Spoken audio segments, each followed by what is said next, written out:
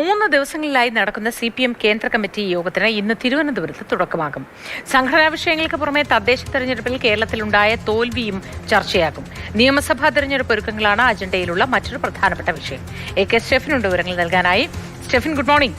കേന്ദ്ര കമ്മിറ്റി യോഗം തിരുവനന്തപുരത്ത് നടക്കുകയാണ്. ഇതിൽ തീരുമാനങ്ങൾ എന്തായിരിക്കും ഉണ്ടാവുക? ചർച്ച എന്നതിലപ്പുറം തോൽവിയുടെ കാരണം കണ്ടെത്താൻ പല ഘടകങ്ങളിലായ ചർച്ചകൾ പലപ്പോഴായി നടക്കുന്നു.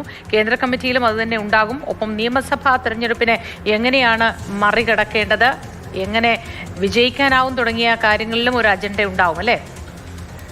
ഏറെ നാളുകൾക്ക് ശേഷമാണ് തിരുവനന്തപുരത്ത് CPMന്റെ കേന്ദ്ര കമ്മിറ്റി യോഗം നടക്കുന്നത്. അതുകൊണ്ട് തന്നെ അത്രയധികം രാഷ്ട്രീയ പ്രാധാന്യമുണ്ട്. പ്രത്യേകിച്ചും കേരളത്തെ സംബന്ധിച്ചിടത്തോളം ഇപ്പോൾ തദ്ദേശ തെരഞ്ഞെടുപ്പിൽ ഏറ്റിരിക്കുന്ന ഒരു കനത്ത തിരിച്ചടി, അതിൻ്റെ വിലയിരുത്തലുകൾ ഇന്ന് കേന്ദ്ര കമ്മിറ്റി യോഗത്തിൽ ഉണ്ടാകും. അത് സംസ്ഥാന നേതൃയോഗങ്ങളിലെല്ലാം ഉയർന്നു വന്നതാണ്.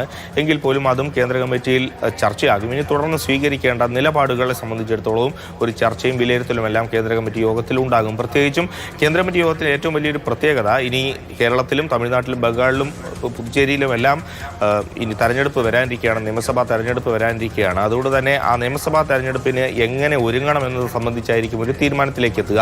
മറ്റ് സംസ്ഥാനങ്ങളിലൊന്നും തന്നെ CPMന്റെ നില വലിയ പരിഗണനയിലാണ്. അല്ലെങ്കിൽ ഭരണമുള്ള ഏക സംസ്ഥാനം കേരളമാണ്. അതുകൊണ്ട് തന്നെ കൂടുതൽ ചർച്ച കേന്ദ്രീകരിക്കുന്നത് കേരളവുമായി ബന്ധപ്പെട്ട വിഷയങ്ങളിൽ തന്നെ ആയിരിക്കും.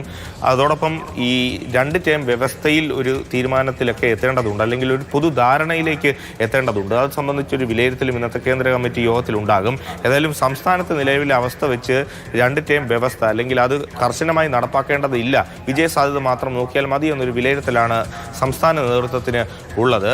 സംസ്ഥാന നേതൃത്വത്തിലും അത്തരത്തിലുള്ള ചർച്ചകൾ ഇതുവരെ തുടങ്ങിയിട്ടില്ല. ഔദ്യോഗികമായി ഒരു ധാരണ മാത്രമേ എത്തിയിട്ടുള്ളൂ. അതുകൊണ്ട് തന്നെ ഒരു തീരുമാനം ഒന്നും തന്നെ ഈ വിഷയത്തിൽ കേന്ദ്ര കമ്മിറ്റി യോഗത്തിൽ ഉയർന്നു വരാൻ സാധ്യതയില്ല. ഏതായാലും ഇനി തുടർന്ന് മറ്റ് സംസ്ഥാനങ്ങളിൽ ഉൾപ്പെടെ നിയമസഭാ തെരഞ്ഞെടുപ്പിൽ സ്വീകരിക്കേണ്ട നിലപാടുകൾ, അല്ലെങ്കിൽ അതുമായി ബന്ധപ്പെട്ടുള്ള കാര്യങ്ങളൊക്കെ ആയിരിക്കും ചർച്ച ചെയ്യാൻ സാധ്യത. ശരി.